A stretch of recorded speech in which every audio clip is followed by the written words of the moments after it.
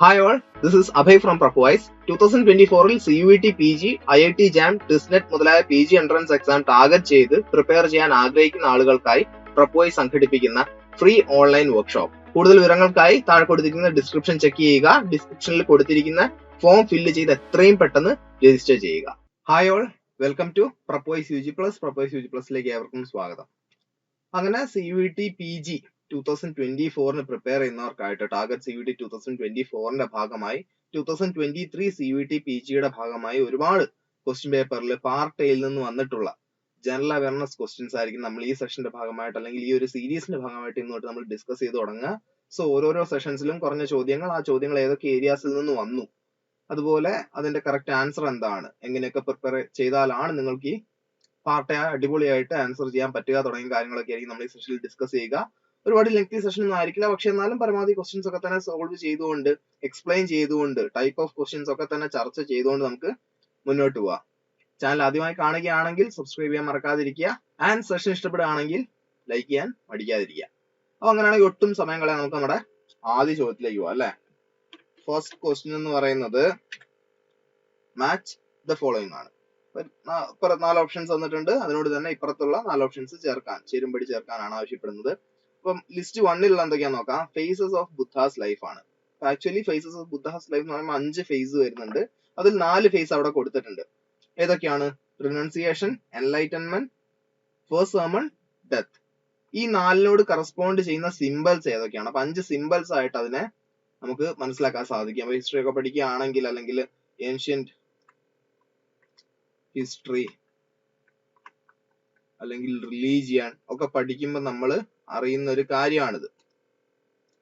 Okay, so ഇതില് ഏറ്റവും important ആയിട്ടുള്ള ഒരു കാര്യം എന്ന് പറയാനുള്ളത്, ബുദ്ധനെ സംബന്ധിച്ചുള്ള ഒരു ചോദ്യം CUETക്ക് മിക്കവാറും നമുക്ക് എക്സ്പെക്ട് ചെയ്യാം. ഇന്ന ദിവസം ഇന്ന ചോദ്യം വരും നമുക്ക് പറയാൻ പറ്റില്ല. പക്ഷെ ഇത് രണ്ടാമത്തെ വട്ടമാണ് ഈ ചോദ്യം. അതായത് കഴിഞ്ഞ വർഷം 2022 ഇതേപോലത്തെ ഒരു ചോദ്യം ഉണ്ടായിരുന്നു, 2023 ഇതേപോലത്തെ ചോദ്യം ഉണ്ട്. ഇനിയിപ്പോ UGയിലേക്ക് പോയാലും ഈ ചോദ്യം നമുക്ക് കാണാൻ സാധിക്കും. അപ്പൊ ബുദ്ധന്റെ ഇതുപോലത്തെ കുറച്ച് കാര്യങ്ങളൊക്കെ പഠിച്ചു പോയി കഴിഞ്ഞാൽ ഒരു 4 മാർക്കൊക്കെ നമുക്ക് ഈസിലി സ്കോർ ചെയ്യാം. അപ്പൊ ഇതിന്റെ കറക്റ്റ് ആൻസർ ഏതാണ്? ഡെത്ത് എന്ന് വെച്ച് കഴിഞ്ഞാൽ എന്താണ്? First sermon. ഇതിൽ ഏതെങ്കിലും ഒന്ന് അറിഞ്ഞാൽ തന്നെ ഒരുപക്ഷെ നിങ്ങൾക്ക് ആൻസർ ചെയ്യാൻ സാധിക്കും. ഓക്കെ, അപ്പൊ ഇതിൽ എല്ലാവർക്കും അറിയാവുന്ന ഒരു കാര്യം വെച്ച് നമുക്ക് തുടങ്ങാം. ബുദ്ധന് ഏത് വൃക്ഷത്തിന്റെ ചുവട്ടിൽ ഇരുന്നപ്പോഴാണ് ബോധോദയം ഉണ്ടായി എന്ന് പറയുന്നത്? ബോധോദയം എന്ന് വെച്ച് കഴിഞ്ഞാൽ നമുക്ക് എൻലൈറ്റൻമെന്റുമായിട്ട് അതിനെ കണക്ട് ചെയ്യാം. ബോധി വൃക്ഷത്തിന്റെ അല്ലെ. സോ ഇവിടെ B4 ആണെന്നുള്ളത് വളരെ ക്ലിയർ ആണ്. അപ്പൊ B4 ആയിട്ട് വരുന്ന എത്ര ഓപ്ഷൻസ് ഉണ്ട് ഈ കൂട്ടത്തില്? B4 ആയിട്ട് വരുന്ന എയും ഉണ്ട്, അതുപോലെ തന്നെ അതായത് 1ഉം ഉണ്ട് 3ഉം ഉണ്ട് അല്ലെ. B4 ആണ്, B4 ആണ്, റൈറ്റ്. ഇനി ഫസ്റ്റ് സെർമൺ, ആദ്യ സെർമൺ എന്താണ് സിമ്പൽ? സോ ഫസ്റ്റ് സെർമൺ എന്ന് പറയുന്നത് C എന്ന് പറയുന്നത് വീലിനോട് തന്നെയാണ് ഉപയോഗിച്ചിരിക്കുന്നത്, അല്ലെ വീലാണ് അതിന്റെ സിമ്പൽ. ഓക്കെ, സോ C3 ആണ് വരുന്നത്. ഇവിടെ C1 ആണ്, ഇവിടെ C3 ആണ്. ഇനി ബാക്കി ഓപ്ഷൻസ് കൂടെ നമുക്ക് നോക്കാം. A2 ആണ് പറയുന്നത്, റിനൗൺസിയേഷൻ ഹോഴ്സ് തന്നെയാണ്. ഓക്കെ, ഇനി D1 എന്ന് പറയുന്നത് ഡെത്ത് സ്തൂപയാണ്. അപ്പൊ ഇത് എങ്ങനെ നോക്കിയാലും ഓപ്ഷൻ A ആണ് റൈറ്റ് ആൻസർ ആയിട്ട് വരുന്നത്. സോ ഇങ്ങനെ നമുക്ക് ഒരു ഉത്തരം അറിയാമെങ്കിൽ പോലും ഒരു പക്ഷെ ഓപ്ഷൻസ് കട്ട് ഡൗൺ ചെയ്യാൻ, ഇപ്പൊ നമുക്ക് ഈ പറഞ്ഞ നമ്മുടെ എൻലൈറ്റൻമെന്റ് ബോധി ട്രീയും കണക്ട് ചെയ്യാൻ പറ്റിക്കഴിഞ്ഞാൽ പിന്നെ നമുക്ക് അവിടെ 2 ഓപ്ഷൻസിൽ നിന്ന് ഏതെങ്കിലും ഒന്ന് എടുത്താൽ മതി എന്നുള്ള ഒരു അവസ്ഥയിലേക്ക് അതിനെ മാറ്റാൻ പറ്റും. ഓക്കെ, അപ്പൊ ഇങ്ങനത്തെ ഏരിയാസിൽ നിന്ന് ചോദ്യങ്ങൾ വരാറുണ്ട്. അടുത്ത ചോദ്യത്തിലേക്ക് പോവാം. രണ്ടാമത്തെ ചോദ്യം എന്ന് പറയുന്നത് gas that was leak during Bhopal gas tragedy is. ഇന്ത്യയെ തന്നെ ഒരുപാട് കണ്ണീരിലാഴ്ത്തിയ, ഇപ്പോഴും പലരും ബുദ്ധിമുട്ട് അനുഭവിക്കുന്ന ഒരു ദുരന്തമായിരുന്നു ഭോപ്പാൽ ഗ്യാസ് ട്രാജഡി. സോ ഇത് സംഭവിച്ചത് ഡിസംബർ മാസം 2-3 പാതിരാത്രിയായിരുന്നു, 1984ലാണ്. ഇപ്പൊ യൂണിയൻ കാർബൈഡ് ഇന്ത്യ ലിമിറ്റഡ് എന്നുള്ള ഒരു പെസ്റ്റിസൈഡ് ഫാക്ടറി അല്ലെ പെസ്റ്റിസൈഡ് പ്ലാൻ എന്ന് പറയാം, അവിടെ നിന്ന് ഏകദേശം 45 ടണ്ണോളം താഴെ കൊടുത്തിരിക്കുന്നതിൽ ഒരു കെമിക്കൽ അതിന്റെ സ്റ്റോറേജിൽ നിന്ന് പുറത്തു വരികയും അതിലൂടെ ഏകദേശം, അതായത് മരിച്ചവരുടെ എണ്ണം മാത്രമല്ല അത് മൂലം പലവിധ ബുദ്ധിമുട്ടുകൾ അനുഭവിച്ചവരുടെ എണ്ണം എന്ന് പറയുന്നത് ഏകദേശം 5.5 ലക്ഷത്തോളം വരും. അപ്പൊ അത്രയും വലിയൊരു ദുരന്തത്തിന് കാരണമായ ഗ്യാസ് ഏതാന്നുള്ളതാണ് ചോദ്യം. ഈഥൈൽ ഐസോഥയോസൈനേറ്റ് ആണോ, മീഥൈൽ ഐസോസൈനേറ്റ് ആണോ, സോഡിയം ഐസോഥയോസൈനേറ്റ് ആണോ മീഥൈൽ പെറോക്സൈഡ് ആണോ? Right answer is option B, methyl isocyanate ആണ് കറക്റ്റ് ആൻസർ. അടുത്ത ചോദ്യത്തിലേക്ക് പോവാം. Which article give power to president of India to promulgate, ഇവിടെ ഒരു എൽ ഉണ്ട് കേട്ടോ, ordinances when the parliament is not in session. ഇപ്പൊ പാർലമെന്റിന് 3 സെഷൻസ് ഉണ്ട് അല്ലെ, ഈ 3 സെഷൻസിലും അല്ലാതെ ഓർഡിനൻസ് പാസ്സാക്കാൻ നമ്മുടെ പ്രസിഡന്റിന് അധികാരം കൊടുക്കുന്ന ആർട്ടിക്കിൾ ഏതാന്നുള്ളതാണ് ചോദ്യം. ആർട്ടിക്കിൾ 51A ആണോ, ആർട്ടിക്കിൾ 151 ആണോ, ആർട്ടിക്കിൾ 123 ആണോ, ആർട്ടിക്കിൾ 356 ആണോ? ഏത് ആർട്ടിക്കിൾ പ്രകാരമാണ് പ്രസിഡന്റിന് പാർലമെന്റിന്റെ ആവശ്യമില്ലാതെ അല്ലെ പാർലമെന്റിലൂടെ അല്ലാതെ പാർലമെന്റ് സെഷൻ ഇല്ലാത്തപ്പോൾ ഒരു ഓർഡിനൻസ് പാസ്സാക്കാനുള്ള അവകാശം നിഷ്കർഷിക്കുന്ന ആർട്ടിക്കിൾ ഏതാന്നുള്ളതാണ് ചോദ്യം. സോ ഇത് ഞാൻ പറഞ്ഞല്ലോ ഓൾറെഡി 3 സെഷൻ ഉണ്ട് നമുക്ക്. ഏതൊക്കെയാണ് sessions? Budget session, monsoon session, winter session. ഇപ്പൊ ഈ 3 സെഷൻസിനിടയിലും ചെറിയ ഗ്യാപ്പ് ഉണ്ടാവാറുണ്ട്. ഇപ്പൊ മൺസൂൺ സെഷൻ എന്ന് വെച്ച് കഴിഞ്ഞാല് ഏകദേശം ഒരു ഓഗസ്റ്റ് ഒക്കെ ആകുമ്പോഴേക്ക് കഴിയും. ഓക്കെ, അല്ലെങ്കിൽ മാക്സിമം സെപ്റ്റംബർ. അപ്പൊ ഒക്ടോബർ ഒരു മാസം അവിടെ ഗ്യാപ്പ് ഉണ്ട്. പിന്നെ വിന്റർ സെഷൻ എന്ന് പറയുമ്പോൾ നവംബറിലാണ് സ്റ്റാർട്ട് ചെയ്യുക. ഓക്കെ, എന്നിട്ട് ഡിസംബറിൽ തന്നെ കഴിയും. ബജറ്റ് സെഷൻ എന്ന് പറയുന്നത് ഫെബ്രുവരിയിലാണ് സ്റ്റാർട്ട് ചെയ്യുക.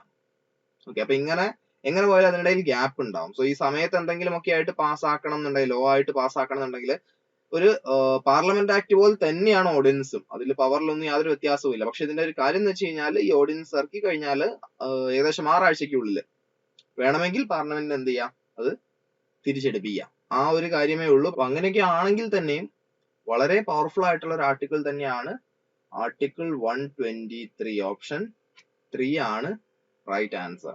അടുത്ത ചോദ്യത്തിലേക്ക് പോവാം. Who has become the first woman president of the Indian Olympic association?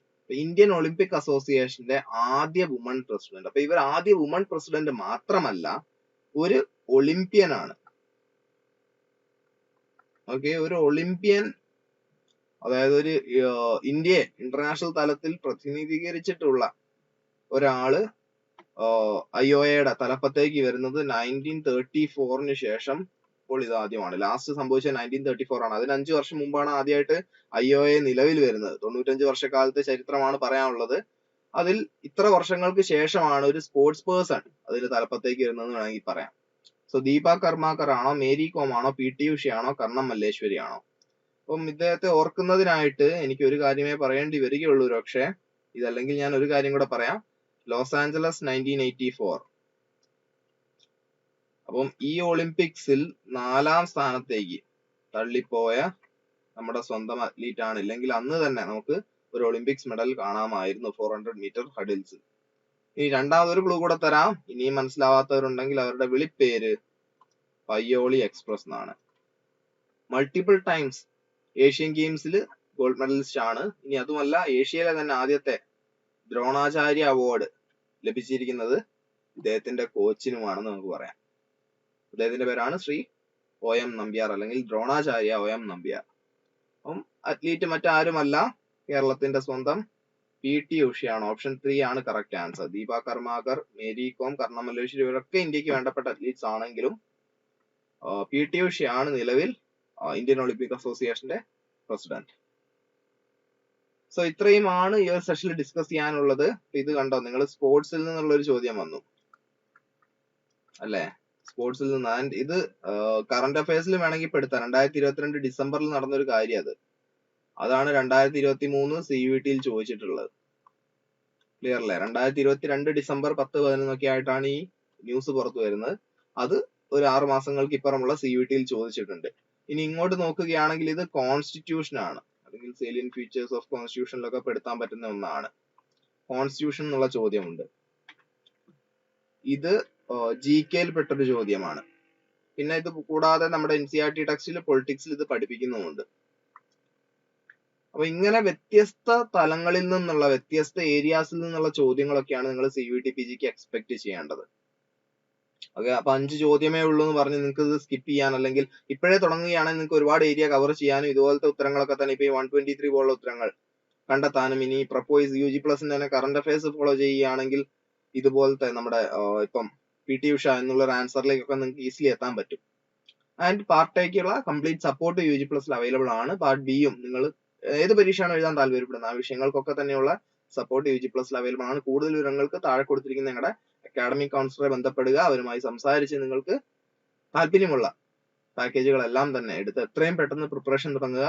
സമയം ഒരിക്കലും മതിയാവില്ല ഇതുപോലത്തെ ഒരു പരീക്ഷയ്ക്ക് പ്രിപ്പയർ ചെയ്യുമ്പോൾ. എസ്പെഷ്യലി നിങ്ങൾ UG ഒക്കെ പഠിച്ചുകൊണ്ട് തേർഡ് ഇയറിലൊക്കെയുള്ള വിദ്യാർത്ഥികൾ പഠിച്ചുകൊണ്ട് ഫുൾ ടൈം കോച്ചിങ് എന്നുള്ള ഒരു ഓപ്ഷൻ ഇല്ലാത്തവരെ സംബന്ധിച്ച്, അല്ലെ ഫുൾ ടൈം പ്രിപ്പറേഷൻ എന്നുള്ള ഒരു ഓപ്ഷൻ ഇല്ലാത്തവരെ സംബന്ധിച്ച് ഒരുമിച്ച് തന്നെ പ്രിപ്പറേഷൻ മുന്നോട്ട് കൊണ്ടുപോകേണ്ടതുണ്ട്. സോ എത്ര പെട്ടെന്ന് തുടങ്ങുന്നത് അത്രയും നന്നായിരിക്കും. മറ്റൊരു സെഷനുമായിട്ട് വീണ്ടും കാണാം. സെഷൻ ആദ്യമായി കാണുകയാണെങ്കിൽ അല്ലെങ്കിൽ സെഷൻ യൂസ്ഫുൾ ആയി തോന്നുകയാണെങ്കിൽ ചാനൽ എന്തായാലും സബ്സ്ക്രൈബ് ചെയ്യുക, ബെല്ലൈക്കൺ അമർത്തുക. സെഷൻ ഇഷ്ടപ്പെട്ട് കഴിഞ്ഞാൽ ലൈക്ക് ചെയ്യാനും മടിക്കാതിരിക്കുക. എല്ലാവർക്കും പീസ് ഔട്ട്.